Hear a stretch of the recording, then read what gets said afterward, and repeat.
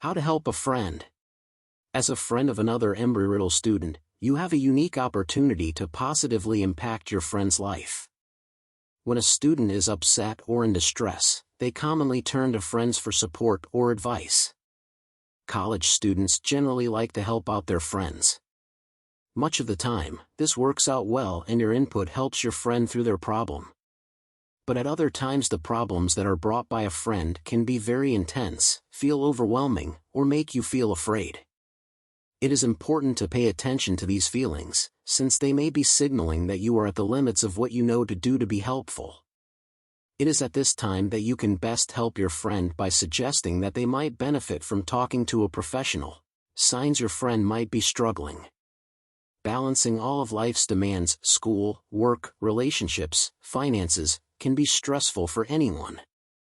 On top of our everyday challenges, going through certain transitions, adjusting to college, experiencing a breakup, questioning one's identity, grieving a loved one, could challenge any of us. As a friend, you are in a unique position to notice warning signs that someone you care about might be feeling more overwhelmed by stress, anxiety or sadness than is manageable. How can you tell whether a friend is just having a tough day or dealing with something more serious? Keep an eye out for some of these common warning signs of emotional struggle. Changes in behavior. No longer participating in activities they once enjoyed. Isolating themselves from friends and family, and communicating less than normal. Sleeping more and still feeling tired. Being less productive at work or school. Eating differently, either losing their appetite, or eating much more than usual. Increasing their use of drugs and alcohol. Showing impaired judgment or reduced inhibitions. Changes in appearance. Neglecting hygiene or basic care, like how often they bathe or change clothes. Looking tired or sad frequently.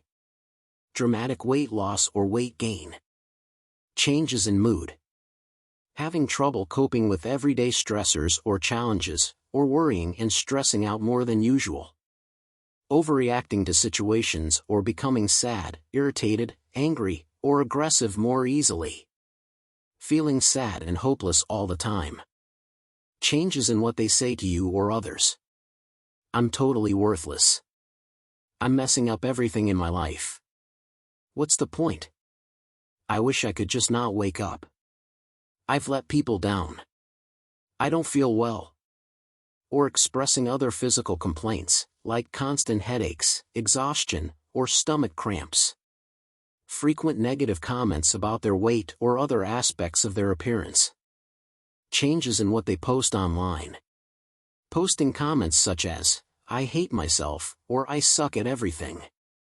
Posting dark poetry or quotes, disturbing songs or videos.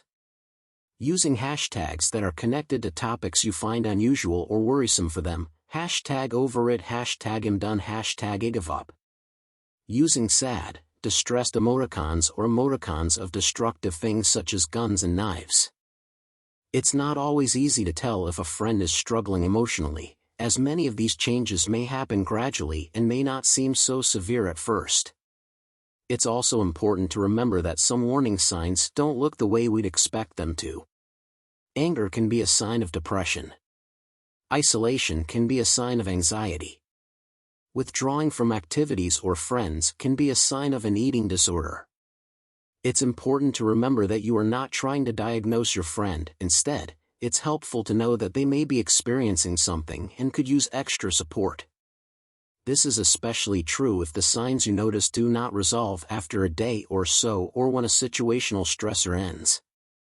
Sometimes, even when our instincts tell us that something is off with one of our friends, we second-guess our own feelings because we don't want to make a wrong assumption and offend them or push them away.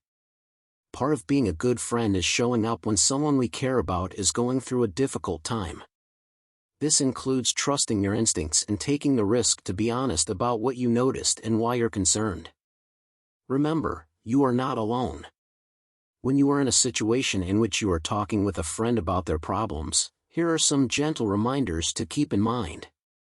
How and when to start a conversation with a struggling friend. As a friend, One way you can offer support is by starting the conversation about your concerns instead of waiting for them to confide in you. If you've recently noticed some signs that your friend might be struggling emotionally, you may be wondering why they haven't brought up their struggles with you directly. After all, you want to be there for your friend and help them through whatever they might be dealing with. Remember that there are a lot of different reasons why a friend might not be upfront with you about what they're going through. They may not know how to talk about how they're feeling or what they've experienced. They may not want to be a burden or worry others. They may come from a culture or a family where difficult feelings are not openly discussed. They may want to reach out for help but feel embarrassed or ashamed that they can't cope on their own. How to approach a friend you're worried about. It's important to trust your instincts about how and when to bring up your concerns. That can be hard, especially if you've never done it before or if you also come from a family or culture where talking openly is uncommon. Here are some things you can do to make the conversation more comfortable for you and your friend. Ways to start the conversation. Ask them to get together or check in with you. You could start with something like, "You don't seem like yourself lately. Maybe it's just everything going on right now, but I wanted to check in and see if we could sit down and catch up." Meet up in person, or schedule a phone call or video chat. These methods of communication are preferable to just texting or messaging because you can get a better sense of nonverbal cues, like how they look and how they react to what you say. It's easy to say, "I'm fine," via text. Choose a location that is conducive to having a talk in relative privacy. You could offer to grab coffee, hang out at one of your homes, or go for a walk. A loud, crowded space is not the right venue. Start the conversation from a place of concern and support. For example, you could say something like, "You seem a little down lately and I just wanted you to know that I'm here for you." Be sure to be able to give them your full attention from the outset. Put away your phone, make eye contact or, if that is too direct, position yourself in a way that shows you are fully there and ready to listen. Be specific about what you've seen or heard that's causing you concern. For example, you can say things like, "It concerned me when you said," or "I am worried about you because I have noticed that you seem low energy, sad, angry, depressed, the last few times we've talked." Being clear about what you're noticing and making it clear that you are sharing your perception, which may or may not be in alignment with their reality, is helpful for your friend and makes it easier to follow up on their behavior over time. Let them know they are not alone. Sometimes when we're struggling, we isolate ourselves or feel like no one understands what we're going through. It's important for your friend to know they have a support system to lean on. This can be as simple as periodic but regular text or DM check-ins. What is most important is that your actions follow your words. Do not say you care and want to be there for them and then disappear for long periods of time. Really listen to them. Listen to details of their story, but also listen for the specific emotions they are sharing. The various events, exchanges and people that are involved in stressful situations matter, but what's most significant is their emotional reaction to the details. It might be impossible to change the situation, but it can be possible to bear witness, validate, or even soothe their emotions. So listening to how they feel is as important as listening to the specific events that drive their feelings. Be patient. They may not be ready to tell you everything, or they may not know how to articulate what they're going through. Be comfortable with silence if they need to take their time. But you can circle back around to your concerns if you continue to notice things that worry you. Try to avoid language that feels judgmental or accusatory.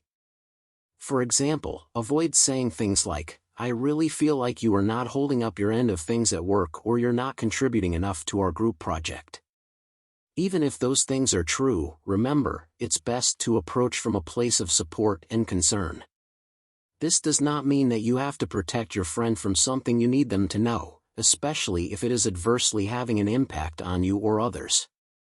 In many instances, you can share your perceptions by framing them differently.